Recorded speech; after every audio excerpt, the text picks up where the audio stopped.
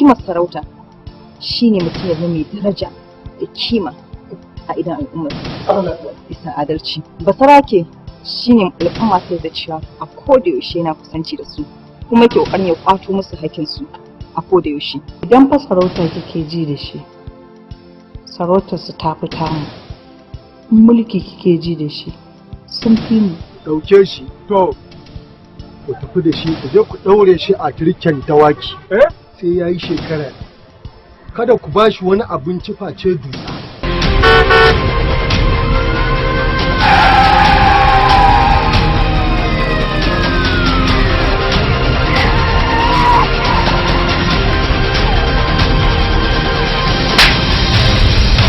Ya sai luba. Tun lokacin da ya fara bibiya ta na so in kashe shi, to amma sai na yanke shawara in kawo maka shi ka gan shi. Ba gaisuwa ta kawo ni gurin ka ba. Abin da ke tafi da ni magana ce ta ɗana. A wani hali yake ciki? Na ba ku daga nan zuwa almuru magariba. Ya zama lalle kun sako mana yaro. In ba haka ba. Mahaifina ya shiga tashin hankali. Mugun tashin hankali. Zan so haka ƙwarai da gaske. Saboda idan muna tafiya tare da ke wannan kyan naki zai rinka haska ni. Wal.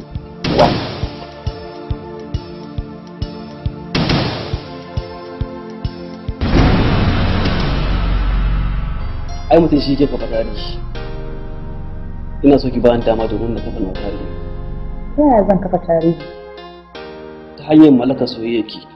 Wannan ma wata sabuwar ƙarya ce? Allah sarki. Sai dai idan zuciyar ki take faɗa miki haka. Dan na tabbatar ina da yaƙini in maka aure za mu zauna lafiya. Tun a lokacin ya riga ne kansil ɗinka a cikin rayuwata.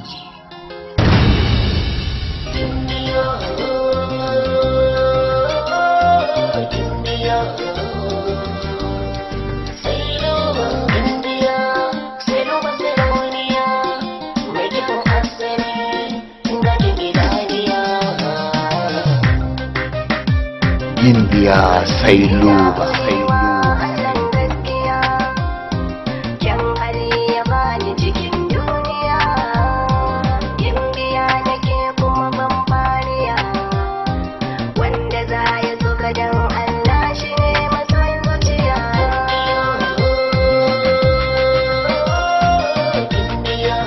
Indiya sai luba.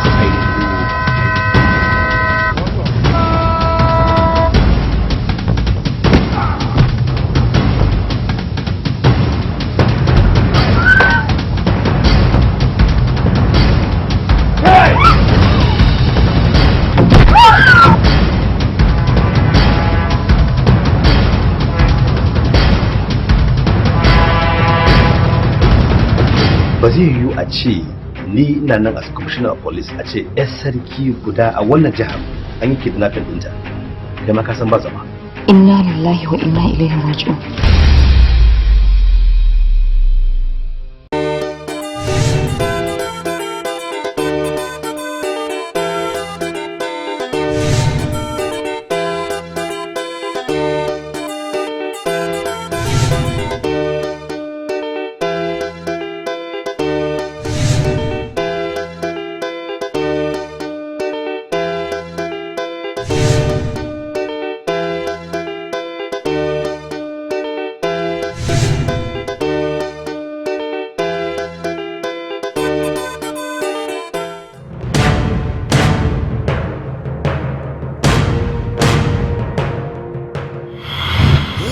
Inda soyayya ne da akwai hujja.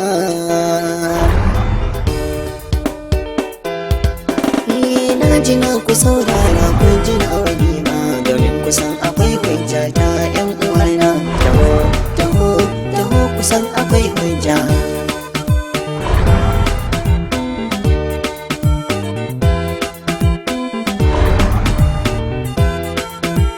Na ji na ki saurara kin ji na wani ma domin kisan akwai hujja ta yar uwata. Taho domin kisan akwai hujja. Rayuwa idan hujja tana da rauni a daina tsantseni. Rayuwa da taimuni gani da kamari a dama ko hauni.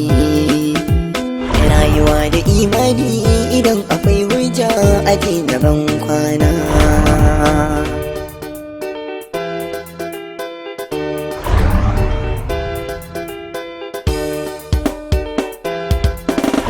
Na ji na ku saurara kun ji na wani ma domin kusan akwai hujja ta yan uwana.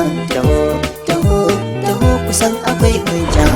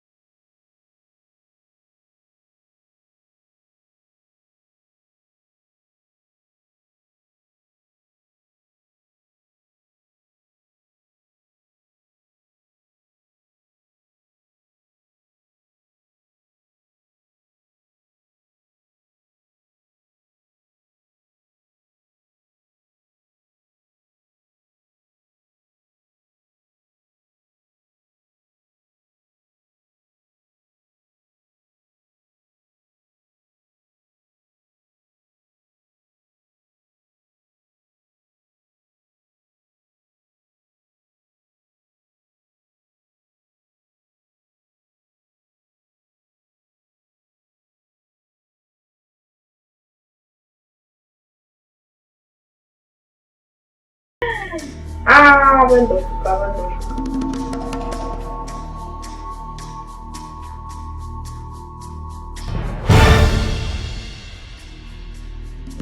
Jabir, lafiya za ka shigo min falo ba ko sallama? Masu mutunci ake wa sallama. Bakin macuci a zalima. Me kake nufi da irin wannan maganganun haka? Ya za ka shigo a cikin falo na kana zagi na? Kin fi ni sanin duk abin da ya faru. Wallahi Batula na yi da na sanin ki. Amma kada ki damu. Yanzu zan kawo ƙarshen wannan abin a cikin zuciyata. Sai dai zama wata ishi.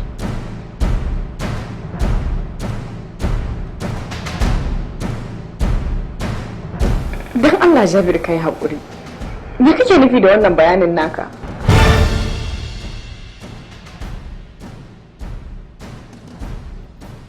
Wannan shi nake nufi. Ki shirya barin duniya da ke da abin da kika haifa. Tabbas idan ka aikata haka, duniya za ta zargi ka da zargi mafi muni a rayuwarka. Sannan kuma da dukkan Allah ne, me yasa ba za ka ji tsoron bakin duniya ba Jabir? Ke dala nutsu. Wallahi Batula, da ina da ikon kashe ki sau dubu. Wallahi kina kashe ki, na kashe ki.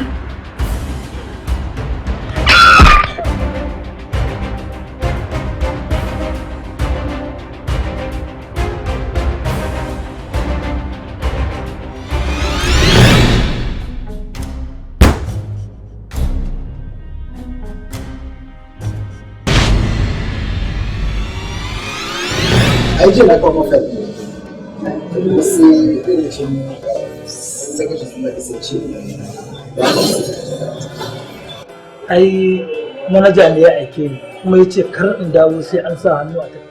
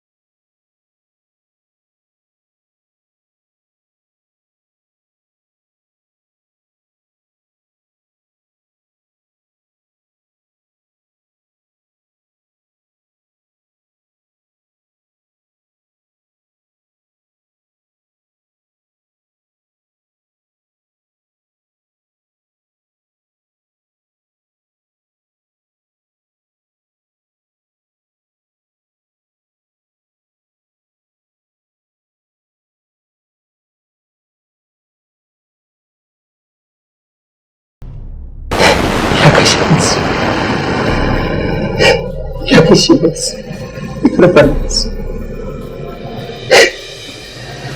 ɗauki mataki ka yi haƙuri ka yi haƙuri kana da hujjar da za ka ɗauki mataki a kai ko menene saboda buhi na ya riga ya cika sajan mu je da shi station ƙarasa da shi me za ku min wanda addini bai tana da kai na ba na yi kisan kai wa ina ba za ku kashe ni tuni da kai na ba yanzu za ku kai very stupid sajan ba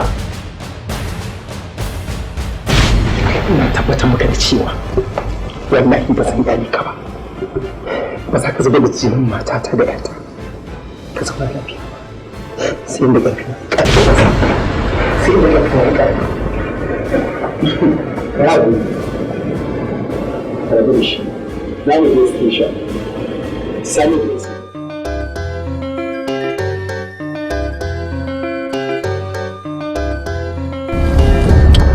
wani saboda Allah ba har yanzu ba za ka tausasa zuciyar ka je ka kai hukumar da inda halin da dan uwan ka yake ciki ba gaskiya bana bukatar zuwa wannan wurin ko kaɗan.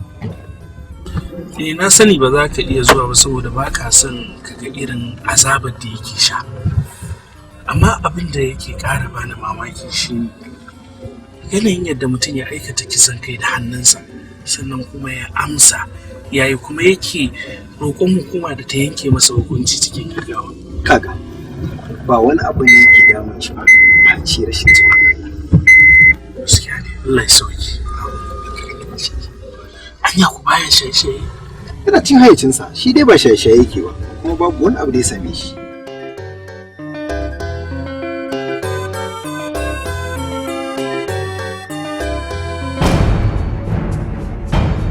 Shari'ar mu ta yau ta biyu wato shari'a ce tsakanin Jabir Abdulkarim da kuma Buhari Abdulkarim inda shi Buhari Abdulkarim yake zargin Jabir Abdulkarim da kashe masa mata da ya da yake.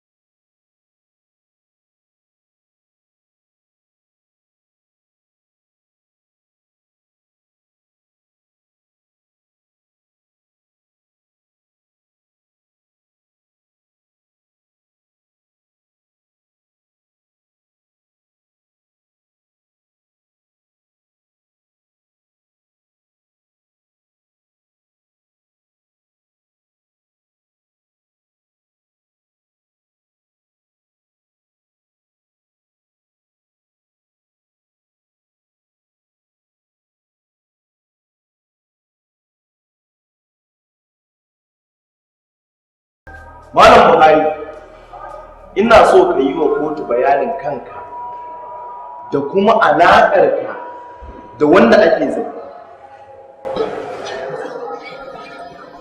Sunana Buhari Abdulkarim, shi kuma wanda ake zargi ƙanya ne ba yau ba.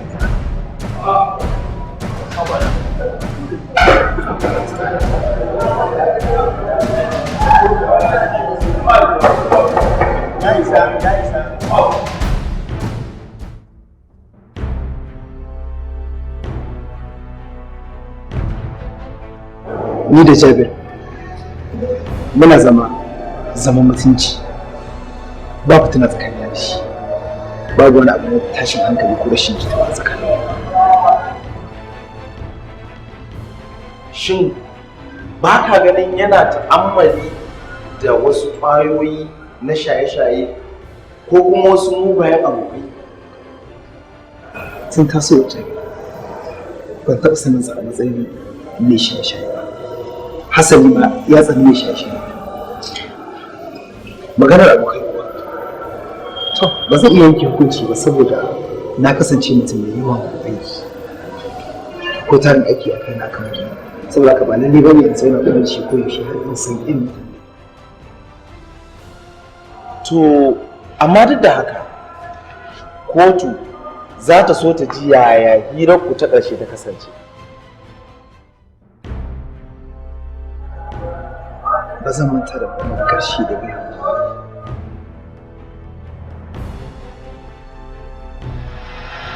Ina takaicin kasancewa ka da uwana. Ban dauke ka a bakin komai ba face wani mutum macuci azzalimi mai hujja. A matsayina na yayanka kake gaya min haka? Da a ce iyakacin zagin za ta tsaya, da sai in ci ka gode wa Allah. Amma wallahi ba har sai na haifar maka da masiba da ba za ka taɓa manta da ita ba har abada. Kai? Jabir, kuri ka fara shaye-shaye ne. Za ka san ciwon na fara shaye-shaye sai na aikata maka abin da ba za ka taɓa manta da ni ba.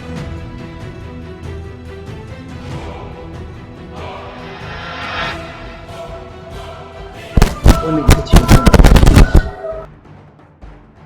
daga wani ranar sai da wajen shekara ɗaya ban ƙarasa shi a ɗaya. Sai ranar da ji gidana na ta da shi kan gawar iyali. Shin ba ka tunanin akwai wani abu na saɓani tsakaninsa da matarka da ya shiga tsakaninsu wanda zai iya fusata shi? Ban taɓa sanin wata matsala. Ya ka ji a ranka sanda ka zo kai arba da abin da ya maka? Na kasance cikin tashin hankali matsananci, amma sai da gaskiya ban taɓa tunanin cewa hauka ce ta sa shi yin haka. Tun yana ƙarfi ba sun shi hauka. Kenan da ganganci ya yi maka. Wannan ita ce amsa ka. Ya mai girma mai shari'a, kotu tana jin irin shaidar da Buhari yake yi wa ɗan uwansa Jabir bisa abin da ake zargi da shi. Ya mai girma mai shari'a, ina nema kotu ta bani dama in ƙara gabatar da shaida ta biyu daga bakin jami'an tsaro daga DPO na noman salat. Kotu ta baka. Na gode ya mai girma mai shari'a. Kotu tana neman Ibrahim Birniwa, DPO na noman salat.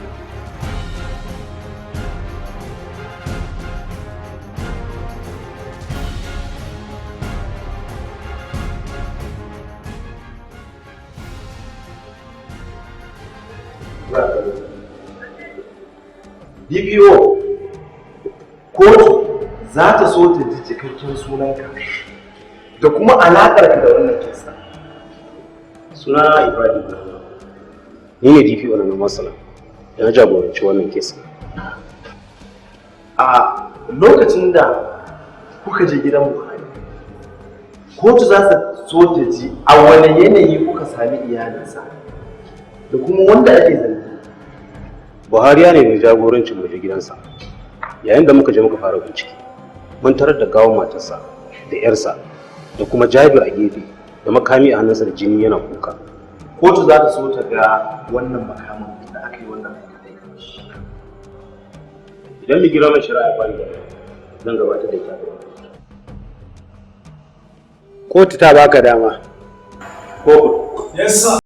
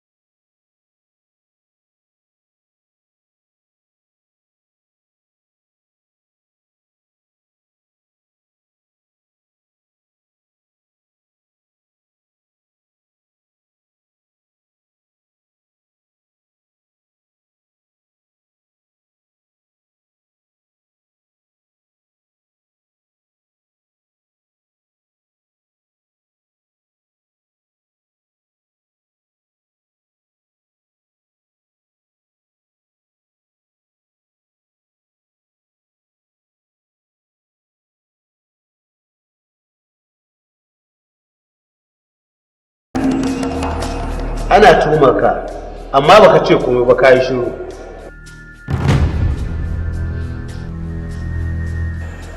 Jabiru,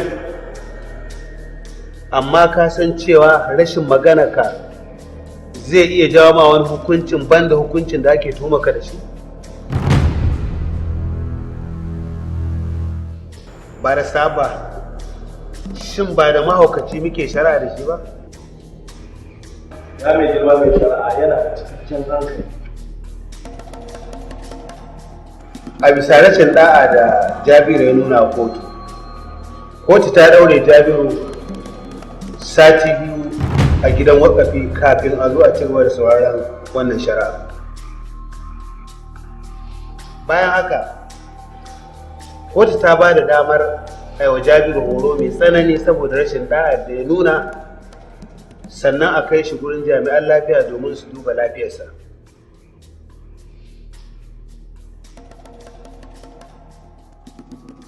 Na ji na ku saurara ku ji na wani ma domin kusan akwai hujja ta 'yan uwana. Taho taho taho kusan.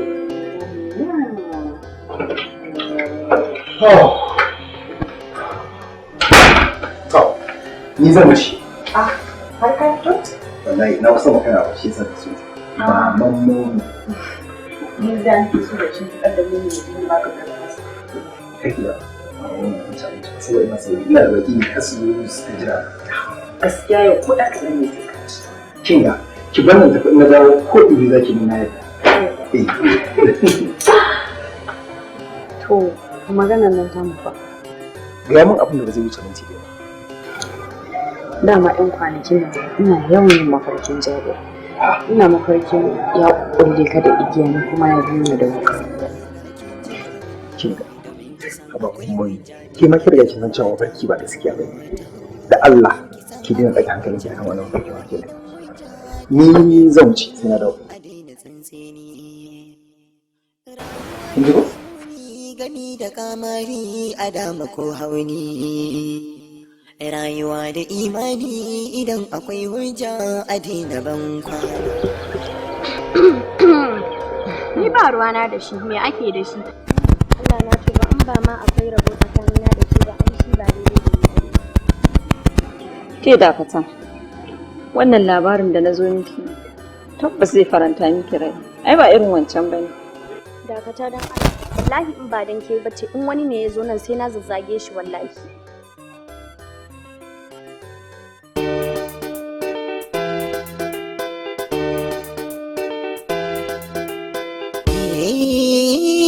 Shakarni zai canja ni nawa karnin akwai hujja launin fari ne ko koja na daina taku na ba sa ja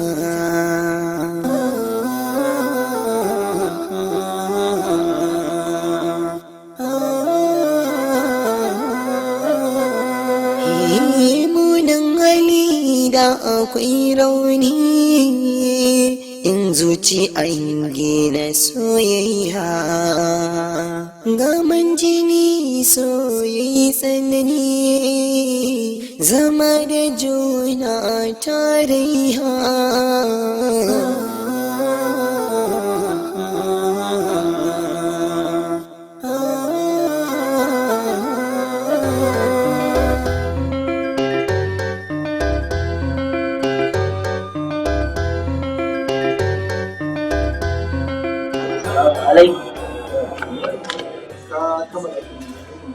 An kammala tana da sani. An kai daɗi ya ina wankin motar ne sai na ga wata jarida kamar tana da nasaba da kai kuma ba kusa da ita.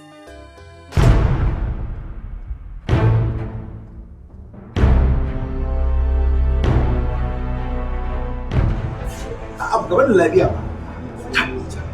Ai wannan duk abin da za a yi sai dai. In za a yi zuba jini sai dai a yi akan wannan. Amma wallahi ba zai yi.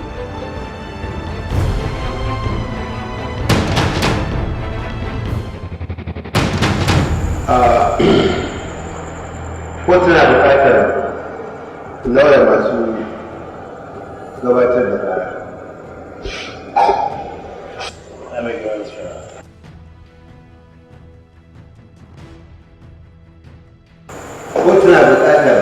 jin sakamakon binciken da gabatar.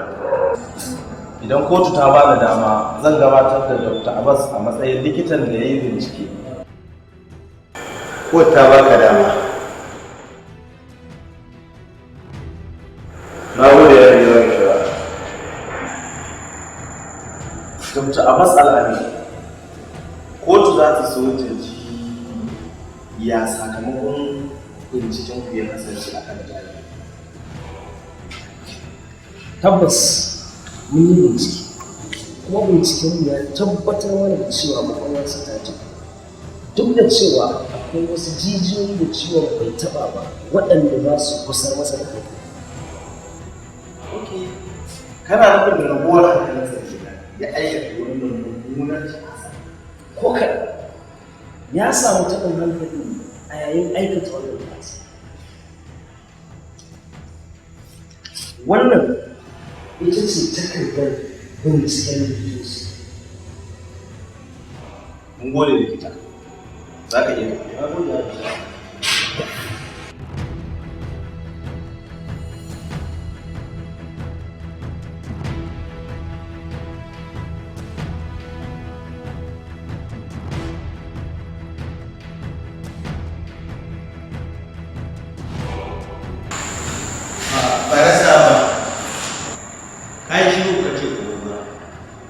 Shin kana da wata hujja da ga ko ta amince da kai ko ba a kayan da abin da likitoci suka gabatar da bincike? Ba ni da wasu ragowar hujjoji mai gida mai shari'a, sai dai ina neman kotu da ta dubi abubuwan da muka gabatar, ce adalci a hukuncin da za ta yanke da adalci irin nata. Na gode ya mai gida mai shari'a.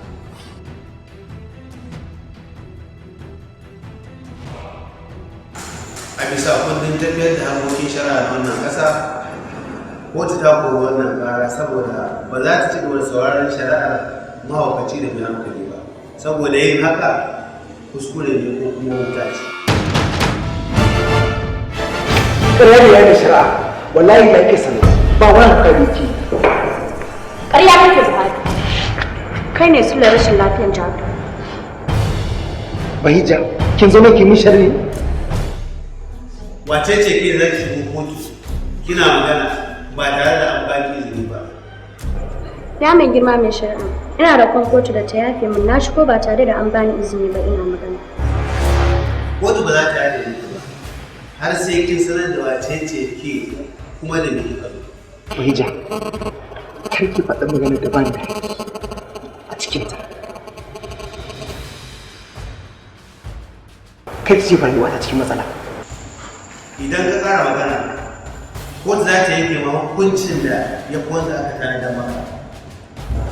Ya mai girma mai shari'a, zuwa na shi ne sillar warware duk wani matsala da yake cikin wannan kotu. Ya mai girma mai shari'a, Buhari ya zama miji a gare ni a da, wanda muka zama aure da muka shi, wanda har muka sami ɗaya mace tsakanin da shi.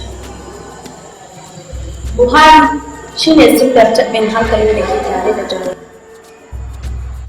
Kina sanar da abin da kike faɗa kuwa? Duk abin da na faɗa gaskiya ne.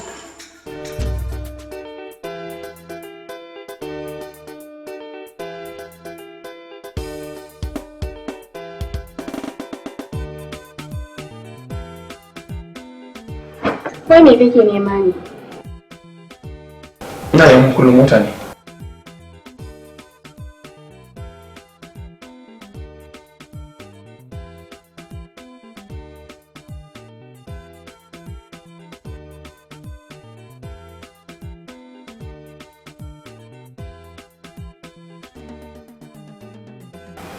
Da zaki mun adalci da kin bani wallahi ba na san makara. Kada ba na fada tes. Babu adalcin da ya wuce kai ka dakatar da kai ka cika tumbinka kafin ka je makaranta. Me yake barwa ne? Ka ji fa. Kun fara faɗa ne? Ka ji fa yaya tun da na tashi tun da zan ba dafa mun abin da zan ci ba.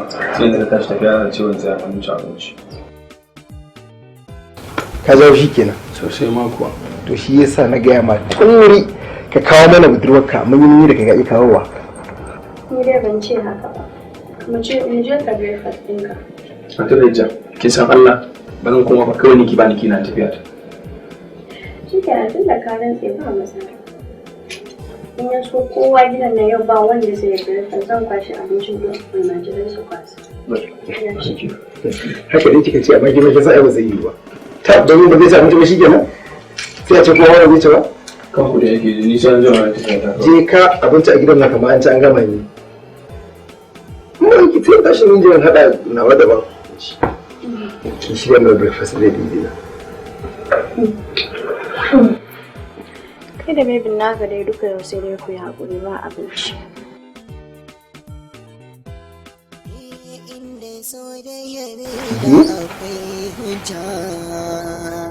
Haɗan baki kenan. Shi kenan.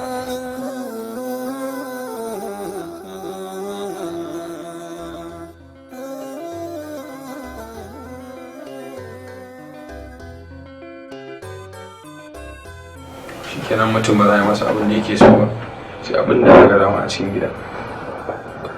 Allah shi ƙara kai aure mana gari. Ka taɓa jin mai aure yana gwada maka irin wannan? A to gaya mishi kullum ana so cikin balbela ya zamto fari ba kullum yana rikidewa ba yana zama baki. Ok, yanzu nan mata da miji kuma ɗin tare nan yana kuma kiya. Ai ba wani haɗe kai bane gaskiya ta gaya maka kai zuciya kai aure. Kina? Rabu da shi. Saurakin su mu fara cewa yara su je wurin baba na shawo. Laikiyai. Ai kowan kogi ya gari. Idan sarki ya fi ƙarfin zama da kishiwa. Ina ba ta tunanci yana. Me kake nufi kenan? Kana nufin kenan mata ta manage take yi da ni? Ka ta nan a zurin bai ta faɗa min ba. Kar baka samu matsa kambuna. Kambun da kuma za ka wurza. Kambun farin jini mana. Ai aure za a ƙara. Ah kai haba. Kai ma ka san cewa ai daga ni sai ita ba ƙarin wata. Gaya mishi dai. Ai wallahi mun fitar da su da kan gane ki mata a wancan star room su. Wallahi. Da ni kike nan can. Ban yana kishi. Ah, ba dole ta kishi ba. Ta kishin abin take so. Ni ma haka nake kishi akan ta ai ka sani. Wani abin da kika na ce.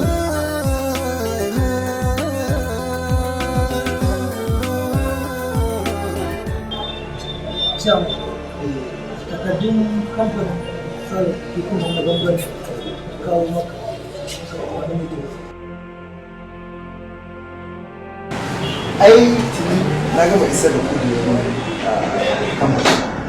Idan har akwai yiwuwar abin da haka, insha Allah za su ji. To dama wani satin da ke so fara aiki. Wadda mu insha Allah. Wadda samu da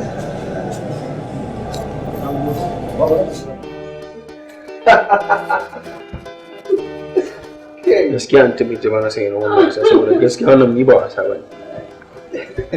To wanda kai da abinka me ya zaka damu kanka dan ta faɗa ka tunda ka san cewa kan ba gaskiya bane. Au. Hada kai za ku lamu sharin ko? Me ne shara ciki? Ai ne magana mu shara ba.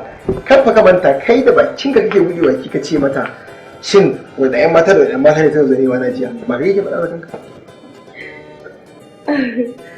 To kuma dan na tambaye ta ai ba wani laifi ne. Duk zancen ma bai kai haka ba. Ni ba haka ba nake yi. Ka zo ka ɗan ce sai ni kake yi. Da Allah mai magana mai muhimmanci. Kin ce haka mana sai dai kin ga mai rufe ni a gaban shi sannan zaki wani bana abin. Ni ban yarfa ka ba. Zancen bai kai da haka ba kai haƙuri ina maka tsari. Kai, hawa haƙuri ma ke bashi? Da Isa, lallai. Kai abin da kake so take shi ba ka shi. To an ma yana da abin da zan faɗa a kan kuma dole sai ka ba haƙuri wannan. A ba wa dai kai faɗa mu ci. Au, haka ga ce? Ƙwarai. Haka ga ce. To shi kenan ya yi ɗazun maganin da ka kira ni a waya. Muka yi da kai gaskiya ni ba zan yarda ba. Ni ba zan yarda. La. Ta nan ka bullo kuma? To dole in baka haƙuri. Ai ta hanyar arziki dole sai da shirin arziki. Ko kuwa? Shin maganar tashi nan da gaske ne? To an faɗa miki mu na wasa ne. Wai gwari ta bada magani an mutu. Ah, na san ji shi kamar da gaske. Batuna kenan. Shin ke kina tunanin cewa zan iya daina miki yabo na zahiri da na baɗili? Eh haka ne. Amma kin san cewa zuciyarta tana cike da shauƙin san zama da ke a matsayin abokiyar rayuwa ko? Na san da zarar mun kasance da juna ake gane irin kulawa ta a gare ki. Hakan zai saki gane cewa na damu da ke sosai kuma na zama abokin rayuwarki. Insha Allah gobe kan wannan lokacin muna tare da ki. Sai dai na fatan ba za ki ɗomin farin cikin da kike yi da zuwa na. Kuma idan haka ya tabbata zan tabbatar miki da cewa kin zama ɗaya tilo a gare ni. Kuma ko da a ce na rasa ki ni da aure har abada. Allah ya tabbatar da alkhairi da kuma kamun kai lafiya.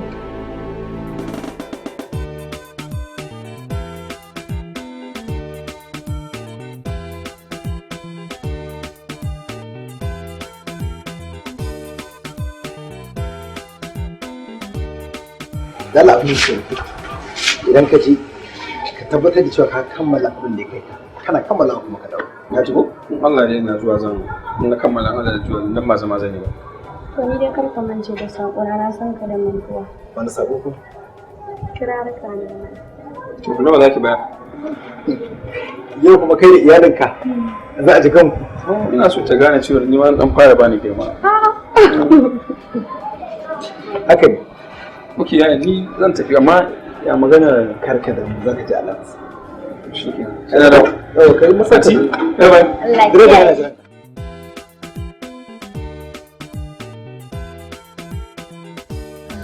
Inda soyayyar da akwai hujja